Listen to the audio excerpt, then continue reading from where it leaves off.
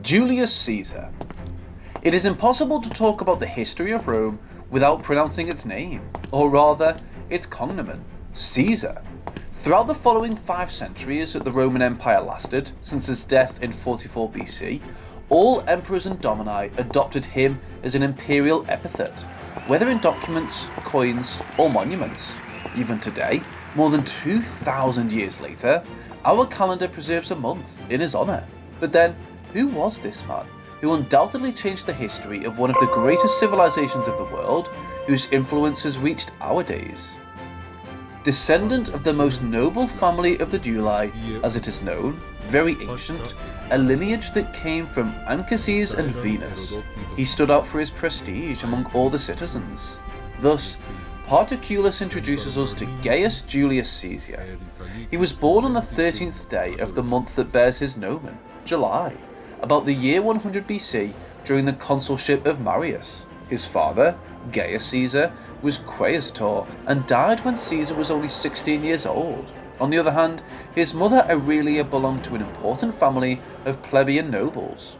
The young Caesar married the daughter of the most powerful man in Rome at the time, Cinna, gaining the religious office of Flamen Dialis.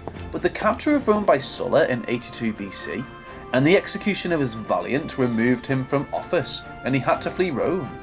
He was finally pardoned by Sulla and allowed to pursue a public career. He thus began his career as a diplomat for the Republic in Asia, Bithynia and Cilicia. He travelled to Rhodes to learn oratory under Apollonius Maron and was instructed in the art of war. On his return to Rome, he obtained the post of military tribune, probably serving Marcus Licinius Crassus during the rebellion of Spartacus's slaves. He had begun the so-called Path of Honours, where every man with ambition aspired to reach the highest positions in the Republic: tribune, quaestor, aedile, praetor, and finally consul. Thus in 69 BC, he was elected quaestor, with the right to vote in the Senate, whose destination was Hispania. But after 2 years he returned to Rome with his work done, and ran for the post of curator of the Appian Way, where he acquired experience in engineering. He spent money out of his own pocket to improve the roads, which was enough to be elected aedile at the age of 35. Among his functions was that of organising the festivities of the city of Rome, where he undoubtedly stood out above the rest. Step by step, he advanced in building his credentials as a military leader and sensible populist. Risking all or nothing, he took the position of Pontifex Maximus, or High Priest of the city, where he lived through the failure of Catiline's conspiracy and was finally appointed praetor. He returned to Hispania as governor to face his debts that had caused his promotions, and in passing ended the pockets of resistance in the peninsular interior, returning to Rome as a rich and victorious man.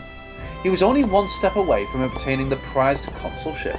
Thanks to his oratorial skills, he managed to convince Pompey and Crassus, one as a great strategist and the other as the richest man in Rome, to form an alliance with Caesar to take power under the oath that he himself dictated as Pontifex Maximus. It was 59 BC, and the first triumvirate had just been born with Caesar as consul. Knowing that his mandate would end within a year, Caesar needed a new military experience to demonstrate his potential and achieve the fame, glory, and fortune he so desired against his adversaries. So he set his sights on the territories beyond the Alps, but in order to launch himself upon them, he needed a casus belli. Gaul, or the land of the Gauls, was very rich, with a large population and in constant internal disputes. Caesar, after manoeuvring, got the government of the Roman province of Cisalpine Gaul until 54 BC, but at this time, a wave of Gallic emigrants, pushed by the Germanics, reached the borders of the empire, posing a real threat to Rome and an opportunity for Caesar. As Caesar himself narrated in his book, De Ballo Gallico, Gaul is divided into 3 parts: the first in the hands of the Belgians, the second of the Aquitans, and the third of the peoples who were called Celts in their language and Gauls in ours. Most of them were farmers living in small villages, also fierce warriors, although undisciplined in combat. Some of their weapons were copied and adapted by the Romans, such as the Gallic helmet, hence its name, or the larica hamata, ringed breastplate. The Gallic people of the Helvetii asked Caesar for passage through Roman territory to settle in southern Gaul, but he refused because of the threat posed by their presence so close to Roman cities like Marseille. to confront Rome, they resorted to alliances between the tribes of the region, but one of them, the Aedui, was betrayed, so the latter asked Caesar for help, giving Caesar his casus belli to intervene as an ally. Finally, the Roman general had his first battle in the open field in Gaul, from which, despite his numerical inferiority, he emerged victorious against the Helvetii. But the Germanics were threatening Gaul with invasion attempts across the Rhine, so the Gallic tribal chiefs went to Caesar to request his intervention to expel the Germanics of the warlord Ariovistus, who, according to Caesar, were fierce warriors with whom Rome had little previous contact. The Roman consul formed his legions in front of the Germanics near the Rhine, and after a cruel battle, managed to subdue them, making them retreat to the other side of the river. The Gauls, grateful to Caesar, soon realised his true intentions. They had come to stay. Caesar's army was largely composed of Romanised Gauls, recruited from Cisalpine Gaul, who wished to obtain Roman citizenship. After the defeat of the Germanics, to set his sights on the Belgians, who occupied present-day Belgium, but despite their union, they were also dominated by the Romans. Thus, Caesar was taking over all the tribes in his path, which surrendered before presenting battle, even dared with an expedition to Britain in 55 BC. While in Rome, Pompey began to worry about his ally, because until then, the military victories had him as the protagonist, which was exploited by the enemies of Caesar to give their support to Pompey. In 53 BC, the triumvir Crassus lost his life in the fight against the Parthians, leaving the triumvirate reduced to 2.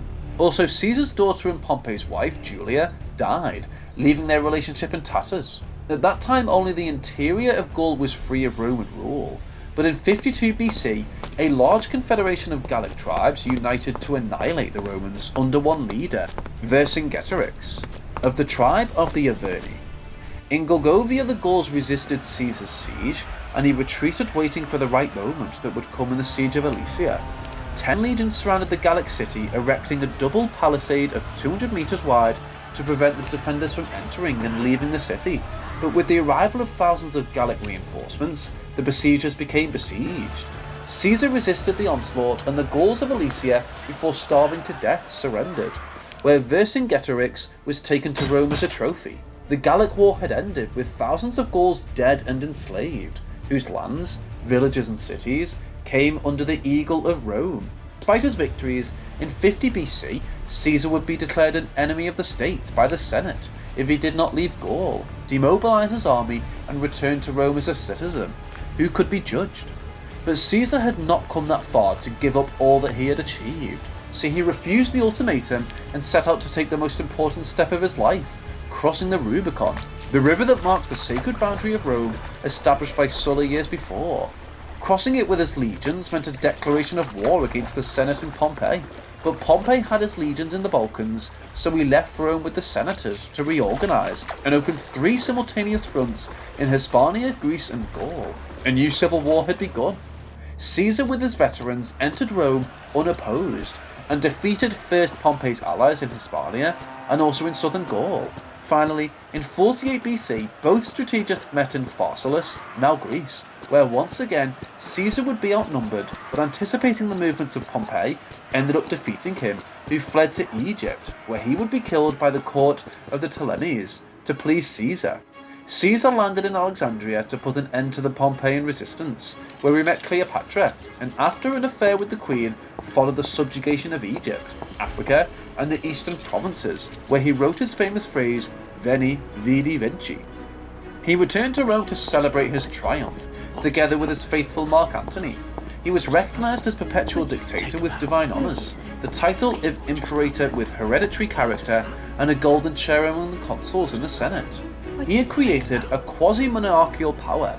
He increased the number of senators and magistrates, distributed grain among the plebs, founded new cities throughout the empire, and named his nephew Octavian as successor. According to Sallust, Caesar was more humane in war than others in peace, so he was leaving too many enemies behind him that he thought he could win them over. In 44 BC, resentful Pompeians, idealistic republicans, and disappointed former Caesarians conspired to eliminate the tyrant and regain freedom, or rather, the maintenance of their threatened privileges. It was the Ides of March in the Roman calendar, and there was a meeting in the Senate where the conspirators carried daggers under their togas to assassinate Caesar, and when he entered the room, they pounced on him, stabbing to death, lying under the statue of Pompey.